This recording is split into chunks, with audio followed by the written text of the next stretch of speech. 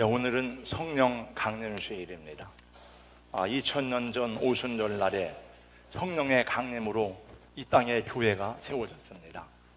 여러분들이 예수님을 믿고 거듭난 것도 성령의 역사하심이라고 예수님이 말씀하셨습니다. 우리가 믿음 생활을 잘 하다가 주님 나라에 들어갈 수 있는 은혜도 오직 성령의 역사임을 우리는 기억해야 됩니다. 그래서 성경은 우리에게 명령하시고 말씀하시기를 너희는 성령을 근심하게 하지 말라, 너희는 성령을 소멸하지 말라, 또 우리에게 술 취하지 말라, 이는 방탕한 것이니 오직 성령의 충만함을 받으라고 명령하십니다. 성령에 거듭나게 하는 사건은 이례적인 사건이지만 성령의 충만은 지속적으로 우리에게 반복적으로 일어나야 될 사건인 것을 성경은 말씀하고 있습니다. 예수님이 마지막으로 계시하신 요한계시록 7교회에 주는 편지에도 보면 7교회에 주는 마지막 7번의 말씀이 이 말씀입니다. 귀 있는 자는 성령의 교회들에게 하시는 말씀을, 음성을 들을지어다. 저는 오늘 또 우리 시대에 들려주시는, 우리 교회에 들려주시는 성령의 음성을 듣기 원하여 말씀을 묵상하고 시대를 잘 관찰하고 엎드려 기도하기를 쉬지 않고 있습니다. 여러분, 우리 장로님, 권사님들, 집사님들 함께 성령의 음성에 귀를 기울이는 은혜가 있기를 부탁하고 권면하고 축복합니다. 마태복음 강해 103번째 시간입니다. 제가 성령 강림 주일에는 성령에 대한 설교만을 해왔는데 마태복음 강해가 지난주와 이번 주 연결이 되는 말씀이기 때문에 한 주 지나면은 감이 떨어질까봐 그냥 계속 마태복음 강해 103번째 계속 하겠습니다. 지난 주일날에는 바리새인들과 서기관들에게 주신 주님의 책망과 심판의 선언에 대해서 말씀을 전했습니다. 마태복음 23장에 나오는 이 내용들은 설교자 자신을 돌아보게 하는 말씀으로 무거운 마음을 떨쳐버릴 수 없음을 고백합니다. 왜냐하면 예수님께서 그들을 책망하셨던 서기관들과 바리새인들의 행위를 살펴볼 때에 오늘날 저를 포함한 이 시대의 목회자들을 향해서 주님께서 싫다하시는 음성이 아닌가라고 생각하기 때문입니다.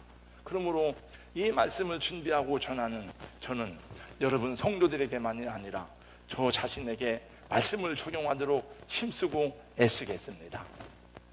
서기관들과 바리새인들의 죄악은 한마디로 외식하는 자들이었다는 것입니다.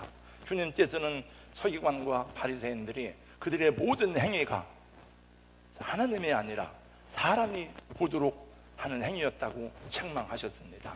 주님께서는 우리가 구제를 하거나 기도를 하거나 금식을 하거나 무엇을 하나님께 행하는 모든 행위가 은밀한 중에 보시고 갚으시는 하나님을 바라보고 하라고 말씀하십니다. 또 서기관들과 바리새인들의 큰 죄는 천국문을 가로막는 것이었습니다. 그들은 천국의 비밀을 맡은 자로서 서기관과 바리새인들은 천국문의 앞에 앉아서 자기도 들어가지 않고 들어가려고 하는 사람들도 들어가지 못하게 한다고 주님이 책망했습니다. 또 25절 이하의 말씀에 보니까 화 있을진저 외식하는 서기관들과 바리새인들이요 잔과 대접의 것은 깨끗이 하되 그 안에는 탐욕과 방탕이 가득하게 하는도다. 눈먼 바리새인들이요 먼저 안을 깨끗이 하라, 그리하면 겉도 깨끗하리라고 말씀했습니다. 제가 예배당에 나올 때는 이렇게 와이셔츠와 넥타이를 차려입고 양복을 입고 신사처럼 깨끗하게 나오지만 제 속이 만약에 더러워서 모든 행위와 그 마음속에 탐욕과 방탕과 음란으로 가득 차 있다면은 그러면 여러분 주님이 보실 때에 어떤 판단을 받겠습니까? 그들의 외적인 행위는 깨끗하고 아름다워 보일지라도 그들의 실상 즉 도덕적이고 영적인 상태는 썩어서 냄새가 난다는 것을 예수님은 지적하셨습니다. 주님은 계속해서 말씀하십니다. 29절 이하의 말씀입니다. 화 있을진저 외식하는 서기관들과 바리새인들이여 너희는 선지자들의 무덤을 만들고 의인들의 비석을 꾸미며 이르되 만일 우리가 조당 때에 있었더라면 우리는 그들이 선지자의 피를 흘리는 데 참여하지 아니하시리라 하니 그러면 너희가 선지자를 죽인 자의 자손임을 스스로 증명함이로다. 너희가 너희 조상의 분량을 채우라고 주님이 말씀합니다. 바리새인들은 선지자들의 무덤을 아주 아름답게 꾸미는 일에 열심을 내었습니다. 성전에 드리는 헌금의 많은 부분들이 무덤을 화려하게 장식하고 꾸미는데 사용되었다고 합니다. 그들은 이렇게 선지자들의 무덤을 화려하게 꾸밈으로써 자기들의 경건함을 과시하고 우리 동시에 의인과 선지자들을 죽인 조상들과 자기들이 다르다는 것을 우월감에 적게 하는 태도였다고 합니다. 그들은 많은 사람들을 핍박할 뿐만이 아니고 의인 중에 의인이고 이 땅에 구세주로 오신 예수 그리스도를 십자가에 못 박는데 가장 앞장섰던 사람들입니다. 그러면서도 그들은 자기들이 조상 때에 살았더라면 선지자들을 죽이지 않았을 것이라고 말하면서 의롭고 경건한 척 하였지만은 예수님은 그들을 향해서 말씀합니다. 너희가 너희 조상의 분량을 채우라. 이 말씀은 그 조상들이 선지자들을 핍박하고 의인들을 죽이던 악한 일을 너희가 계속해서 그 일을 마무리하라 하는 비판적인 그런 경고의 말씀입니다. 그리고 서기관들과 바리새인들에게 주는 마지막 말씀의 결론으로 무섭고도 두려운 선언을 하십니다. 독사의 새끼들아, 너희가 어떻게 지옥의 판결을 피하겠느냐. 예수님이 이런 말씀을 하신 적이 한 번도 없습니다. 이 뱀들아, 독사의 자식들아.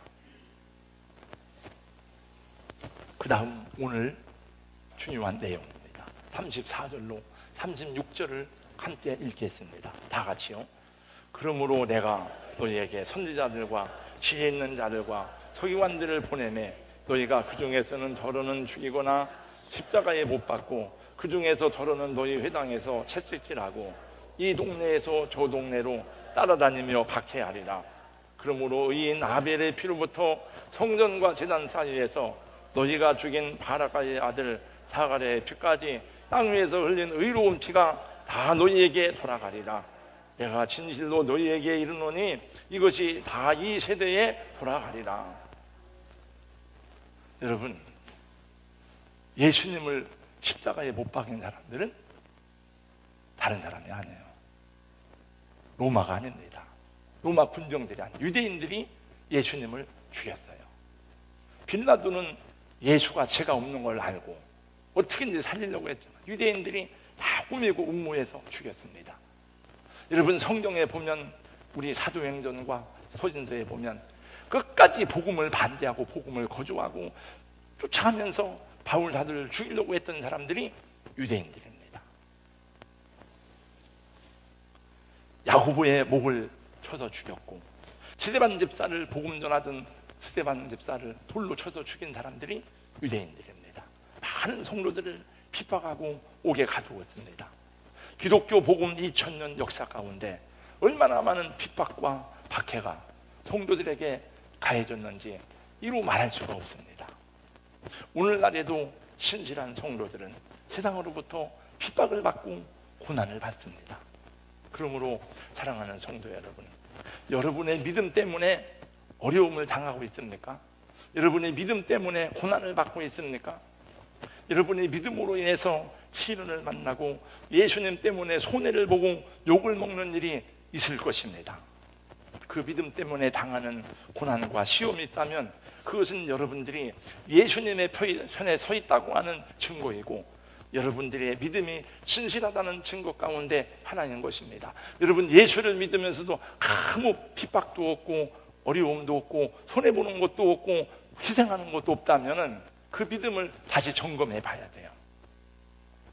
그 신앙 때문에 당하는 시험과 고통들이 여러분의 믿음을 금보다 더 귀한 믿음으로 세워주시어서 예수님 오실 때에 여러분에게 칭찬과 영광과 존귀를 얻게 하리라고 베드로전서 1장 7절에서 말씀하고 있으니 혹시 예수님 때문에 믿음 때문에 어려움을 당하고 핍박을 받을지라도 낙심하지 말고 실망하지 마시고 더 강건하여 전쟁하는 하나님의 사람들이 될 수 있기를 주님의 이름으로 축원합니다. 여러분, 예수 믿기 위해서 교회 예배드리기 위해서 오는 것도 사실은 여러분의 보통 결단과 희생이 아니고는 할 수가 없습니다. 어떤 성도가 죽어서 천국에 갔습니다. 사람들이 너무 밝고 환하고 기쁜 모습이었습니다. 야, 정말 천국이 좋다고 하더니 그 표정 다 아름답구나. 그래서 그 귀한 성도에게 물어봤습니다. 아, 성도님 어디서 오셨습니까? 어디 출신인가요? 예, 저는 고대 출신입니다. 아, 그래요? 좋은 대학을 나오셨네요. 또 성도님 어디서 오셨습니까? 어디 출신인가? 예, 저는 연대 출신입니다. 아, 참 좋은 대학을 나오셨네요. 그 물어보니까 다 고대 연대 출신. 그래서 살짝 기분이 상했습니다. 예수님에게 가서 따뜻이 물어봤습니다. 주님, 천국에는 다 고대 연대 출신들만 올 수 있나요? 주님이 웃으면서 말씀했습니다. 예, 오해하지 말아라. 그 고대는, 그 연대는 고난과 연단의 대학을 말하느니라. 여러분, 사도행 계시록 7장 14장의 말씀 보세요. 사람들이 종려나무 가지를 들고 막 손을 들어 찬양을 하는데 사도 요한이 물어봅니다. 이 사람들은 어디서 온 사람들인가 했더니 어린 양의 피에 자기 옷을 빨아 희게 된 사람들인데 환난을 통과한 사람이라고 말했습니다. 바울 사도도 뭐라고 하는 사도행 14장 말씀에 보니까 우리가 하나님의 나라에 들어가려면 많은 환난을 겪어야 할 것입니다. 그러므로 사랑하는 성도 여러분, 주님 때문에, 믿음 때문에 고난이 오고 핍박받는 것을 이상한 일로 여기지 말라고 베드로 사도는 말하고 있습니다. 그것이 모든 성도가 통과해야 될 믿음의 관문이고 길입니다. 예수님도 말씀하시기를 좁은 문으로 들어가라 그랬잖아요. 좁은 길로 가라 그랬잖아요. 그 길은 길이 허창하여서 찾는 사람이 적다고 했습니다. 우리도 노래하기를 좁은 문 좁은 길 나의 십자가 지고 그렇게 노래하잖아요. 조금 아까 우리 앞에서 찬양을 인도하는 분이 마지막 찬양, 나는 믿네, 내게 허락하신 시련을 통해 나의 믿음 더욱 강하게 자라나고 험한 산과 골짜기 지나는 동안 주께도 가까이 나를 이끄시네. 고난을 겪어보지 않은 믿음은, 십자가를 통과하지 않은 믿음은 여러분 믿을 수가 없어요. 저도 뭐 극심한 건 아니지만 고난을 통과하면서 오늘까지 살아왔고, 우리 장로님, 군사님들은 주님을 섬기는 일에, 믿음을 지키는 일에 얼마나 많은 수고와 고난을 이겨냈고 헌신하였는지 모릅니다. 그것이 여러분, 옥하는 목사님이 쓴 책 가운데 제가 많이 소개했습니다. 시험이 없는 신앙생활은 없다. 시험이 없이 신앙생활 할 수가 없습니다. 많은 사람들이 그 시험과 고난에 싫어서 주님을 떠나는 일들이 있습니다. 앞으로 여러분 잘 인내하고 승리하신 여러분, 주님 앞에 가는 그날까지 우리 하나님께서 여러분에게 믿음으로 견고하게 하셔서 승리하게 하실 줄로 믿습니다. 주님 다시 오실 때까 다 같이요. 나는 이 길을 가리라. 좁은 문 좁은 길 나의 십자가 지고 나의 가는 이 길 끝에서 나는 주님을 보리라. 영광의 내 주님 나를 맞아주시니, 주님 다시 오실 때까지, 주님 다시 오실 때까지 나는 일어나 달려가리라. 주의 영광 온 땅 높을 때 나는 일어나 노래하리.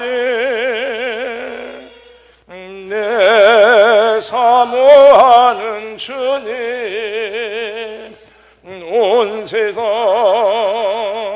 구주시라. 내 사모하는 오신 주님 영광의 왕이시라. 이 말씀을 바치시고 예수님 탄식하시고 애통하면서 예루살렘아 예루살렘아 눈물을 흘리시면서 외치는 모습을 보게 오늘 말씀의 주제입니다. 37절 말씀에 보니까 예루살렘아 예루살렘아 선지자들을 죽이고 내게 파동된 자들을 돌로 치는 자여 암탉이 그 새끼를 날개 아래 모음같이 내가 내 자녀를 모으려 한 날이 몇 번이더라. 그러나 너희가 원하지 아니하였도다.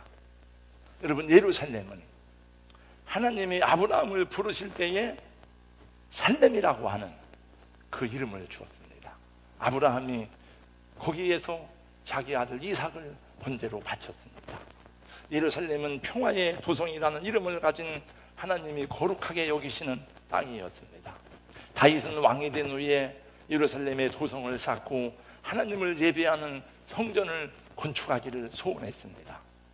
예루살렘은 이스라엘 민족의 신앙의 고향이 되었고 정치의 중심이 되었습니다. 하나님의 백성들은 예루살렘을 시온성이라고 불렀습니다. 시온이라고 하는 이름의 뜻은 요새, 성곽, 높다는 히브리어 단어지만은 하나님의 성 천국을 의미하는 단어가 되었습니다. 시온성은 하나님의 도성으로 하나님의 집인 성전이 있었고 하나님이 거하시는 성입니다. 하나님께서 은총을 내리시는 곳, 하나님의 영광으로 가득한 땅으로 예루살렘은 이해되었고 성경에 보니까 그곳을 영화로운 땅이라고 말씀하고 있습니다. 성가대에서 찬양하는 많은 찬양 가운데 여러분 성가 가운데 예루살렘을 부르는 내용이 많아요. 예루살렘. 우리가 부르는 노래 가운데서도 그런 노래들이 많습니다. 저 멀리 배는 나의 시온성 오 거룩한 곳 아버지 집. 그래서 이스라엘의 모든 사람들은 예루살렘으로 올라가는 것이 특별한 은총이라고 생각했습니다. 시편에도 보니까 성전에 올라가는 노래라는 표제가 붙은 시가 많이 있습니다만 그들은 예루살렘을 향해 올라가면서 예루살렘에서 하나님을 예배하고 하나님의 성전에서 하나님을 제사할 기쁨을 가지고 그 노래를 부른 것입니다. 그런데 예수님이 탄식하시면서 부르짖듯이 내뿜는 말씀을 보세요. 예루살렘아 예루살렘아 선지자들을 죽이고 내게 파동낸 자들을 돌로 치는 자요 암탉이 그 새끼를 날개 아래 모음같이 내가 내 자녀를 모으려 한 일이 몇 번이더냐. 그러나 너희가 원하지 아니하였도다. 거룩한 시온성은 하나님의 영광이고 하나님의 기쁨이었습니다. 성도들에게는 은혜와 평강이었어요. 시편에 보니까 예루살렘을 사랑하는다는 자식의 자식을 볼 때 그 말씀이 막 나옵니다. 이러한 예루살렘이 하나님의 슬픔이 되고 하나님의 탄식이 되고 하나님의 심판의 도성이 된 것입니다. 왜 이렇게 되었습니까? 그 백성을, 복을 받은 백성들이 사명을 잃어버렸습니다. 하나님이 부르신 부름의 상을 거절했습니다. 하나님이 거룩한 이름을 모욕하고 하나님의 언약을 짓밟았습니다. 하나님은 이렇게 탄식하면서 그들을 부릅니다. 하늘이여 들으라, 땅이여 귀를 기울이라. 여호와께서 말씀하시기를 내가 자식을 양육하는 것은 그들이 나를 거역하였도다. 소는 그 임자를 알고 나귀는 주인의 구유를 알건만은 이스라엘은 알지 못하고 내 백성은 깨닫지 못하는도다. 범죄한 나라요 슬프다. 허물진 백성이요 행악의 종자요 행위가 부패한 자식이로다. 여러분, 만약에 내가 키우고 내가 공부시키고 양육한 자식이 대학 나오고 조금 배우고 공부했다고 거들먹거리고 아버지 무시하고 짓밟고 욕하고 그러면 여러분 어떻게 했습니까? 우리 말하잖아요. 예의 소만도 못한 놈. 소라고 안 하죠. 소도 임자를 알고 나귀도 자기 주인의 구유를 알아요. 근데 내 백성은 나를 알지 못하는도다. 하나님은 그들이 수없이 범죄하고 하나님을 거역했어도 성경에 보니까 내가 선지자를 보내되 부지런히 보냈다고 말씀했습니다. 포로로 사로잡혀갔던 바벨론에서 다시 예루살렘으로 그들을 돌아오게 하였습니다. 무너진 성벽을 다시 추축했습니다. 허물어진 성전을 다시 재건하도록 하셨습니다. 여러분, 이스라엘이 한 게 아니에요. 하나님이 여러분 고레스 황제를 통해서 다 하게 한 겁니다.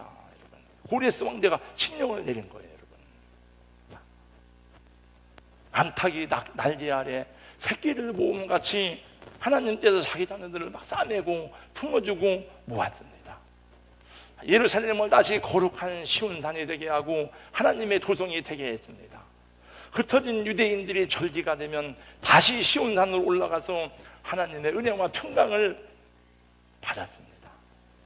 그리고 소망의 노래를 부르고 하나님께서 그들에게 약속하신 대로 메시아 되신 예수 그리스도를 보내주셨습니다.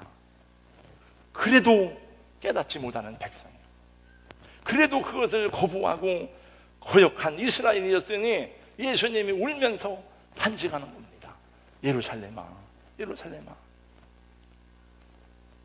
암탉이 날개 아래 자기 새끼를 품듯이 암탉이 날개 아래 병아리를 품었다는 그 표현을 여러분 이해하십니까? 저는 어려서 시골에서 자랐기 때문에 가난한 집이니까 닭을 많이 키웠어요. 닭은 키우기가 쉬워. 왜냐하면 계란만 넣어주면은 암탉이 계란을 다 품고 있으면 정말 신기하죠. 꼼짝도 안 하고 알을 품고 있습니다. 다. 그리고 모이를 먹을 때만 나와서 먹고 얼른 들어가요. 계속 알을 굴리면 21일째가 되면은 병아리가 깨면 자기가 깐 병아리들을 데리고 봄나들이를 갑니다. 그러다가 옛날에는 매가 많았죠. 매가 나타나면 날개를 품으면 병아리들이 다 오면 금방 병아리들이 한 마리도 없어 수십 마리 병아리들이 그 날개 아래 다 품은 거예요. 잠을 잘 때에도 그 병아리들을 다 품어서 자게 돼요. 어미가 될 때까지. 이 말씀을 준비하면서 주님을 생각하니 저도 눈물이 나기도 하고 예수님 때문에 눈물이 나기도 하고 성도들을 생각할 때에 답답하고 안타까워서 눈물이 나는 성도들이 있습니다. 어쩌면 저렇게 믿음이 안 들어갈까? 어쩌면 저렇게 성장하지 않을까? 어떻게 하면 예수님의 사랑과 그 십자가 구원의 은혜가 저들에게 임하게 할 수 있을까? 주님, 저는 내가 열심히 한다고 되는 게 아니라 성령님이 감동해 주세요 하죠. 저를 위해서도 애통하지만 성경서를 생각할 때에도 안타까운 게 많아. 끝내 하나님의 심판이 선포되었습니다. 여러분 38절을 보세요. 다 같이 한번 읽어보겠습니다. 다 같이요. 시작. 보라, 너희 집이 황폐하여 버려진 바 되리라. 이 말씀 바로 앞에 36절에 보니까 내가 진실로 내게 이르노니 이것이 다 이 세대에 돌아가라. 이 세대는 지금 우리가 사는 세대를 얘기하는 게 아니에요. 예수님이 살던 그 세대를 얘기하는 겁니다. 잘 들으세요, 여러분. 네. 여러분, 저 뒤에도 저를 보세요. 성경은 역사책이 아니지만 역사적입니다. 성경은 과학책이 아니지만 과학적입니다, 여러분.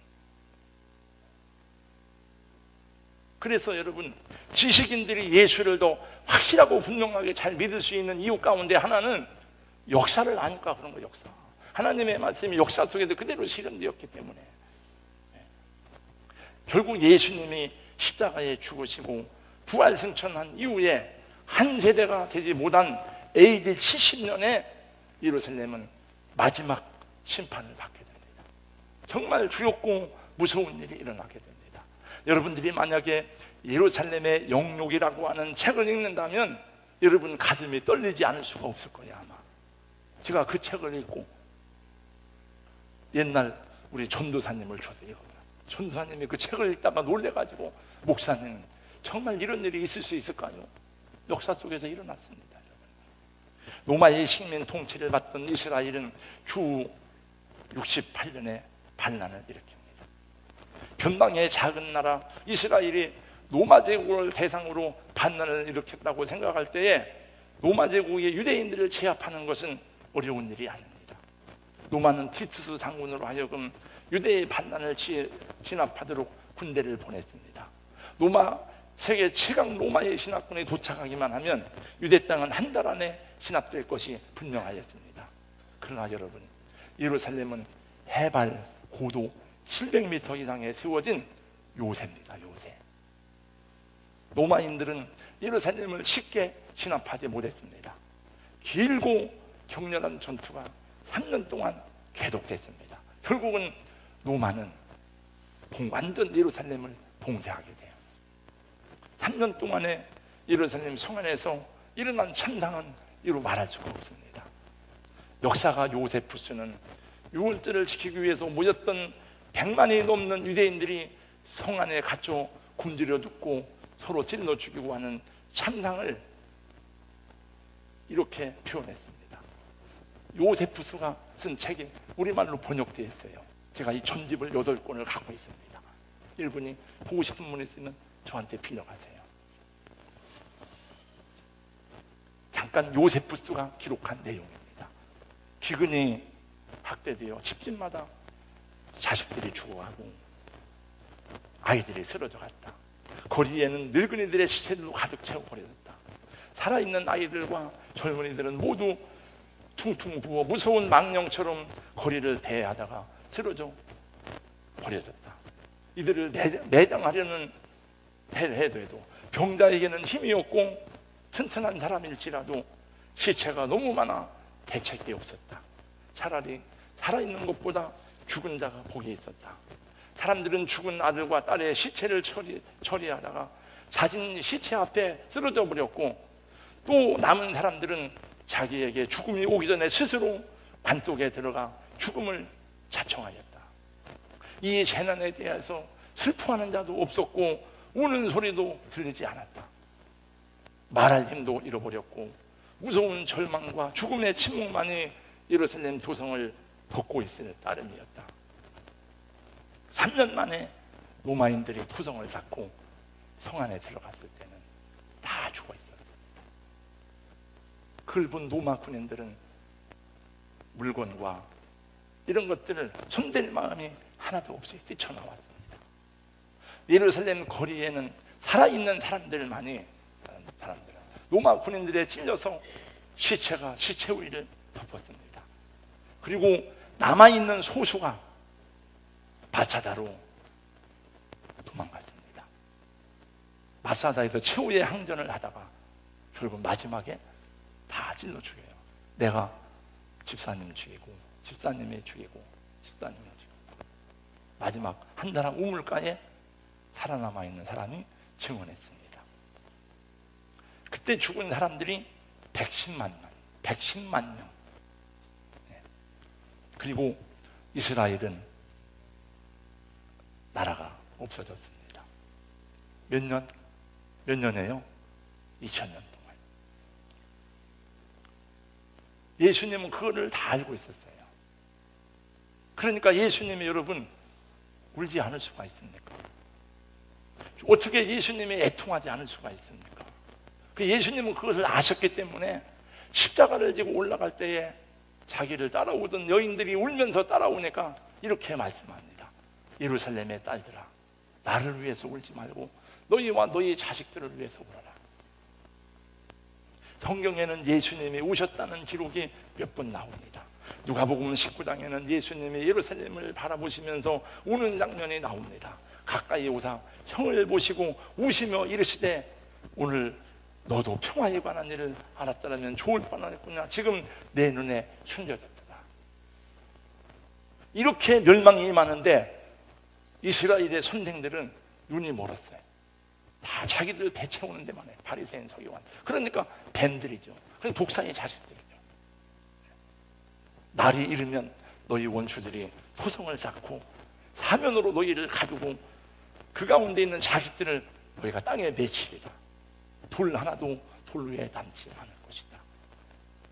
여러분, 하나님의 구원이 놀랍고 놀랍지만 하나님의 심판도 얼마나 놀랍고 두려운지 모릅니다.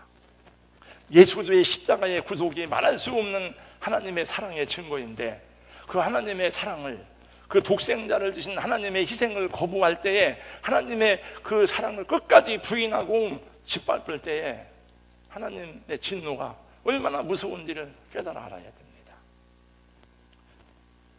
내가 다 부족하지요. 다. 우리가 의로와서 구원받는 게 아니라 내가 부족하지만, 내 연약하지만, 그러나 주님 나를 위해서 십자가에 죽으셨네요. 그리고 그 구원의 주님을 겸손히 따를 때에 주님이 붙들어 주시고 주님이 큰 구원으로 은혜를 더해 주시는 줄로 믿습니다. 여러분, 예수님을 부인하는 것보다 더 큰 교만이 어디 있습니까, 여러분? 주님이 사랑하는 성도 여러분, 성령의 감동을 따라 살아가시기를 예수님의 이름으로 축원합니다. 성령의 인도하심 앞에 순종할 수 있기를 주님의 이름으로 축복합니다. 예루살렘아, 예루살렘아, 탄식하시던 예수님께서 우리 교회를 바라보면서, 혹시 나를 보면서 동산교회야, 동산교회야 탄식하지 않을까? 여러분, 돌아보시기 바랍니다. 교회는 건물이 아닙니다, 여러분. 건물 잘 줘놓으면 뭐예요, 여러분?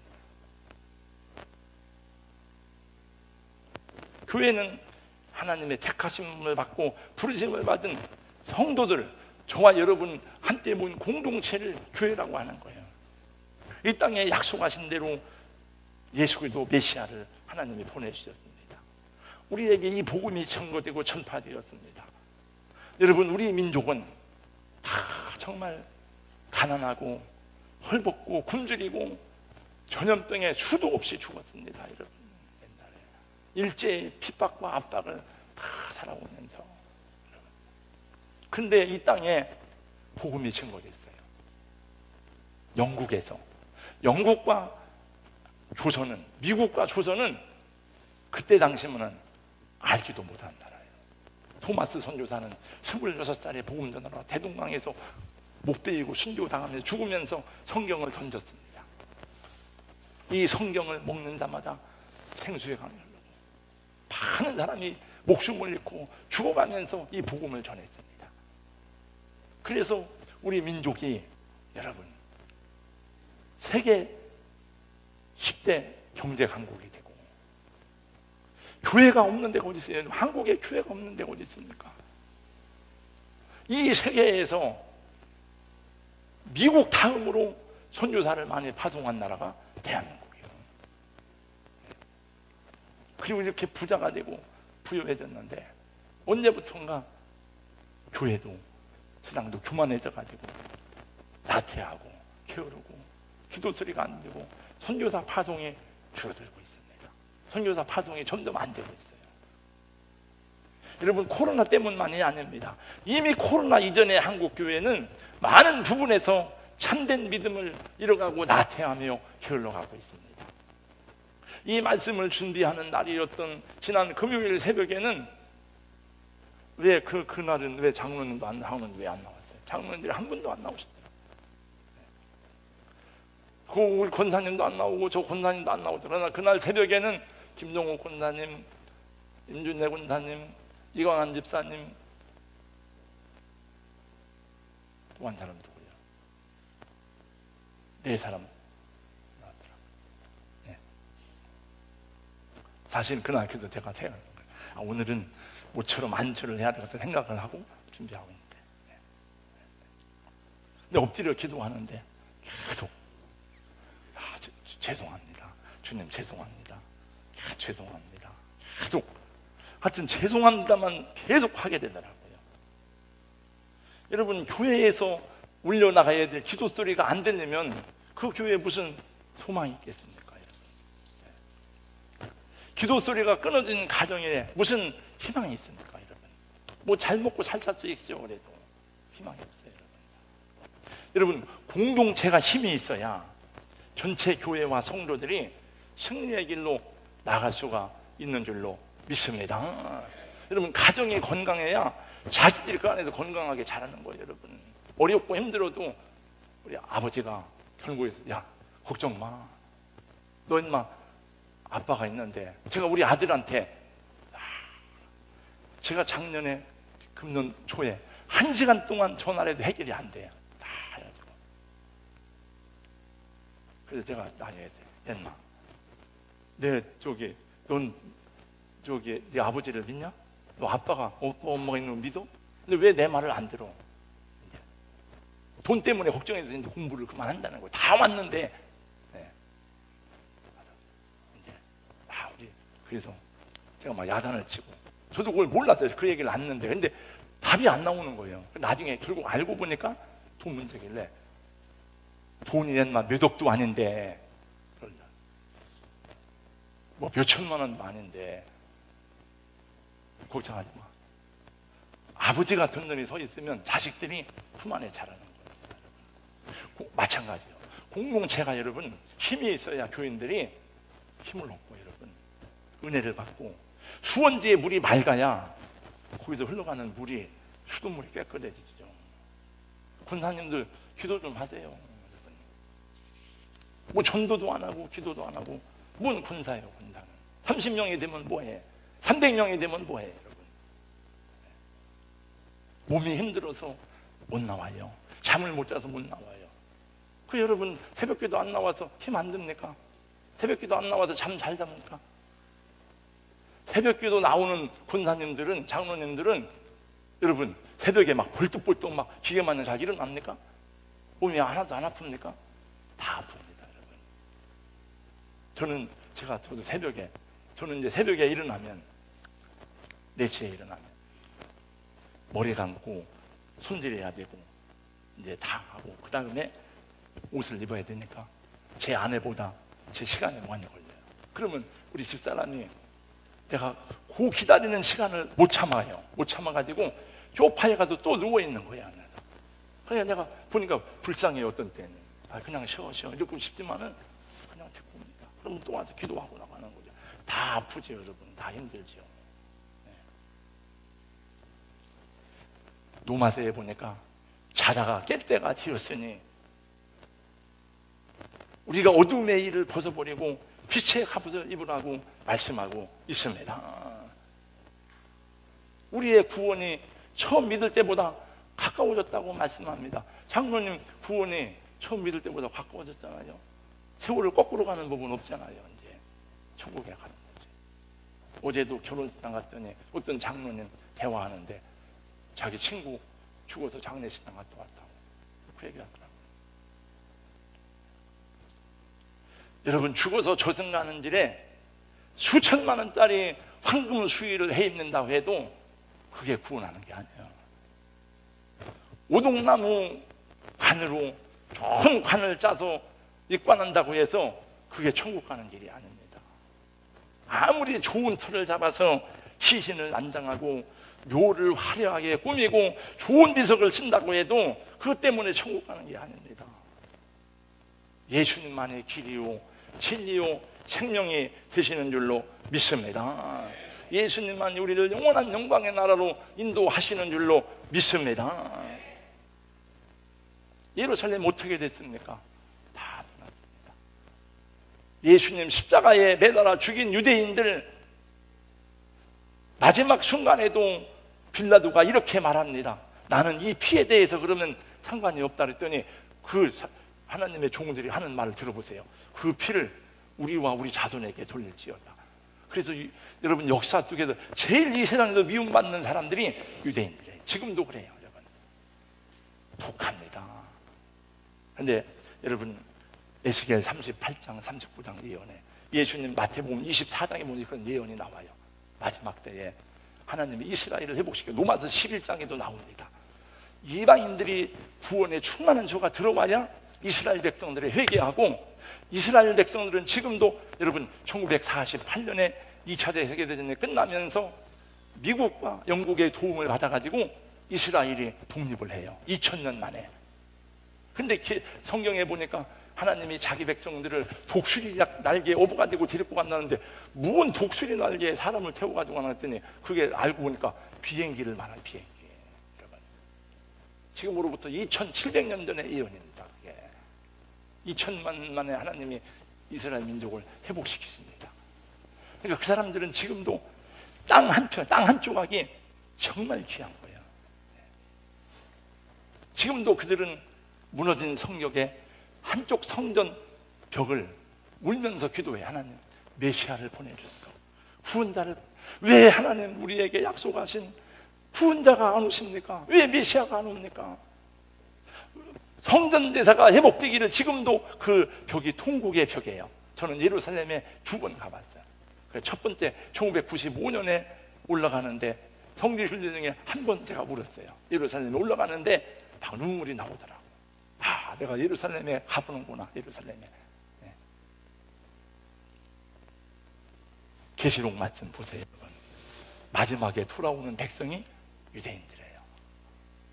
아, 나중에 그들이 깨닫게 돼요. 아, 온 세상 사람들이 다 예수를 믿고 우리만 안 믿었는데 예수가 진짜로 구원자였구나. 그를 찌른 자들도 볼 것이다. 마지막 때에 예수님 오시는 것은 예루살렘과 중요한 관계가 있어요. 그래서 예루살렘을 잘 봐야 돼요. 예루살렘은 지금도 전 세계의 관심의 표적이 됩니다. 유대교, 기독교, 이슬람교 성지가 예루살렘이에요. 예루살렘아, 예루살렘아, 애통하시는 주님의 눈물을 기억하시기 바랍니다. 성령의 감동과 역사를 경험하는 교회와 성도들이 되기를 주님의 이름으로 축복합니다. 거룩하신 우리 하나님 아버지 감사합니다.